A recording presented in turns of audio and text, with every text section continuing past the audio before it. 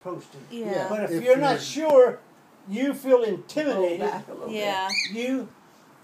And then she can look at me and she said, John, you don't understand this? So I said, I don't know the syllables. It's just telling me to go up. It's telling me to go down, to be a bass voice, to be a tenor, to be an alto, to be what? And I said, I'll tell her. And she says, well, we'll go over that song if you're not sure. And she will go over 2 or 3 times. Then I feel comfortable about it. Then I'm not afraid. And she, like she said, John, you got a voice that carries. I said, oh yeah, I guess the only reason I have that today because of my grandparents. They were hard of hearing. and you know, you had to speak out loud. Right. And I said, maybe that's the only reason what I have today. I inherited that. And they were up in the 80s and 90s. Grandpa was 90-something. Pauline was 88. And bless their hearts, neither one of them could hear. And so you had to really speak out. There's just nothing. Family at that time, Grandma was famous for making her biscuits. I mean, in the morning, shit on the shingles, biscuits and gravy, and there was eggs and bacon and sausage. And there was nothing. The biscuits sat right there. Grandpa would sit on the end. Waldine was sitting beside him. You wouldn't pass the biscuit. Throw the biscuit. It's unreal. I mean, but in them days, you heard of a lazy Susan? Mm-hmm.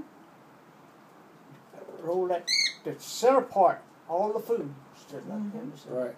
And you pull this knob round and round. But in that time, you know, everything you wanted was right there. Jelly. Now you talk about homemade jelly. That's unreal. They them jelly. But everything was, and back in them days, what you grew up on the farm, You made it. Made it. Just like gall and barrel. When they had it up on the farm, muscadine, from the muscadine to blackberries from the back. Pears. Remember those orange little birds out? Kumquats? Jellies, little berries, little orange top berries, had the thorny leaves on it. Yeah, you made that.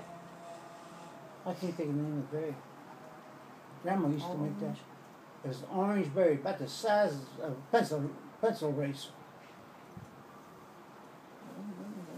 But I can't think of the name of it. But it was orange jelly. You talk about the sweetest jelly you ever put in your mouth. But and she would put all her jellies up with wax on top. There wasn't no. Yeah. Yeah, well, that's, you know, I got wax at the house. I did that a few times. You did that? The wax started shrinking up on it, and you know, it didn't It work didn't, out. it didn't you know. seal. It didn't seal as well as what I wanted it to.